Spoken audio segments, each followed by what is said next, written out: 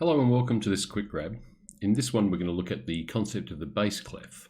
So the bass clef is this element to the left hand side here, and like all clefs it designates what the lines and spaces refer to in terms of notes when we place them onto the stave.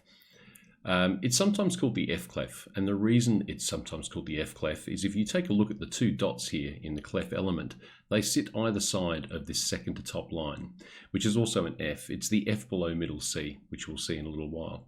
So if we just go ahead and start placing notes at that point, we're going to place our first note here on the F, and now we're going to work from here and derive the rest of them. So we'd have F, G, A, and then we have to step backwards from F. So we've got F, E, D, D, C, B, B, A, G.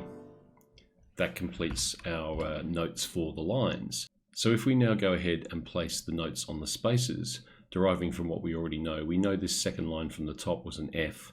So this note here will be a G. And if we step backwards from there, G, F, E, E, D, C, C, B, A.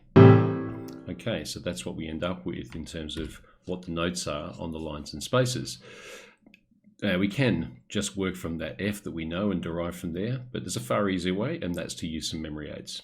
Okay, so looking at the memory aids for the bass clef, if we look at the spaces first, we have an A, a C, an E, and a G. And the one that most people use to remember that is all cows eat grass.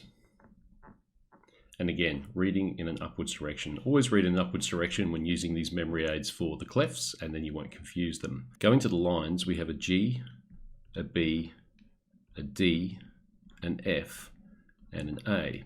Now there's several different versions of this one. Good Boys Don't Fight Anyone is a popular one. My new favorite one though is, because especially it's really good for young kids, is Grizzly Bears Don't Fly Aeroplanes. I also grew up with Great Big Dreams for Australia, but simply because I grew up in Australia. So that's pretty much all there is to do for the bass clef. There's just one thing probably left, and that is to look at where middle C is relative to this lot.